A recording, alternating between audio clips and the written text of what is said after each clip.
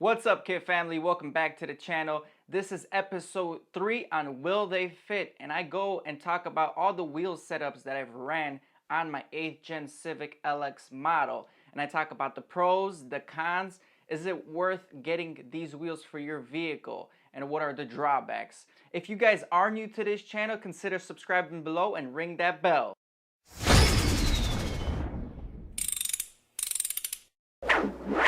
Alright guys, so for this episode we're going to be talking about the 2009 to 2011 Honda Civic Si factory wheels that were refreshed.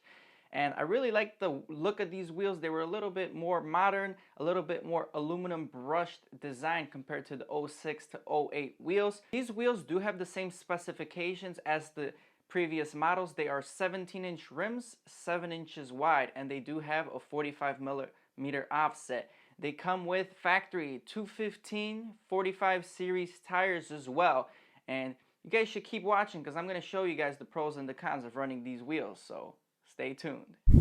Alright guys, here are the wheels we picked up, obviously from Craigslist used.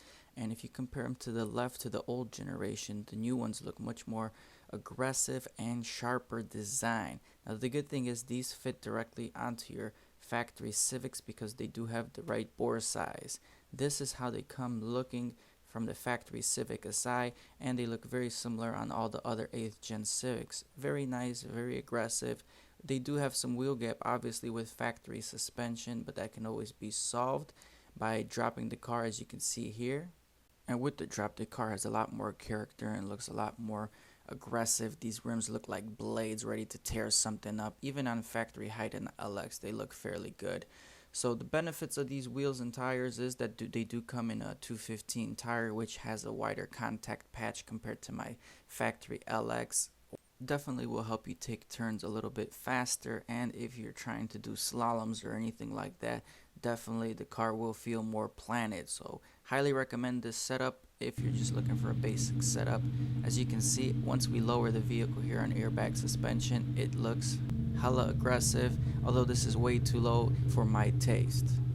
This wheel setup is definitely not perfect. They do sit a little bit tucked in. If you do like the flush look where it's closer outward towards the fenders, you will have to run spacers on this vehicle, probably anywhere from 15 to 20mm spacers to make it nice and flush.